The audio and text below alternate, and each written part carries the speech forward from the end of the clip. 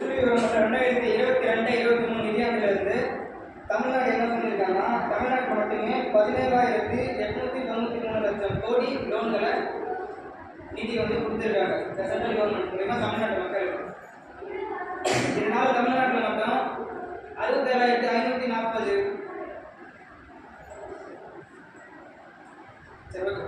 தமிழ்நாட்டில் மட்டும் 67,540 பேர் வேலைவாய்ப்பு அடைஞ்சிருக்கிறதா ஒரு புள்ளி விவரம் சொல்லுங்க. அசோக் லேலண்ட் நிறுவனம் வெளியிட்டிருக்கு.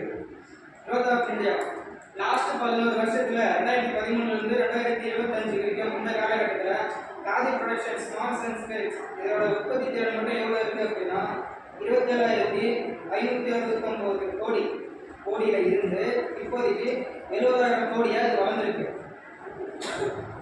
சரி, ஓகே. யாரோட எம்எஸ்எம்இ இது இந்த காதி அப்படின்றது பார்த்தீங்கன்னா எம்எஸ்எம்இக்கு கீழே இயங்கக்கூடிய ஒரு சின்ன ஒரு அமைப்பு மாதிரி ஒரு ஸ்கீம்.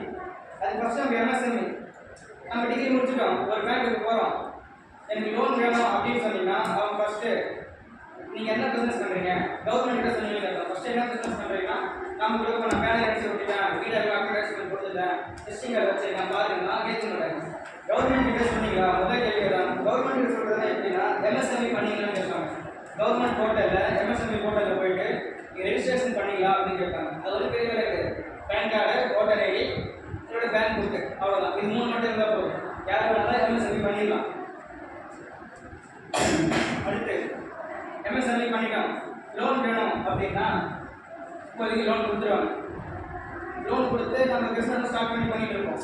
ஒரு 50 லட்சம் வரைக்கும் நம்மளோட வருமானம் 50 லட்சத்தை தாண்டி 50 லட்சத்துக்குள்ளவே இருக்குது அப்படின்னா அது அன்ஸ்ட்ரக்சர்னு சொல்லுவாங்க. நம்ம இவ்வளோ பணம் கொடுத்துலாம் எடுத்துலாம் பண்ணிக்கலாம்.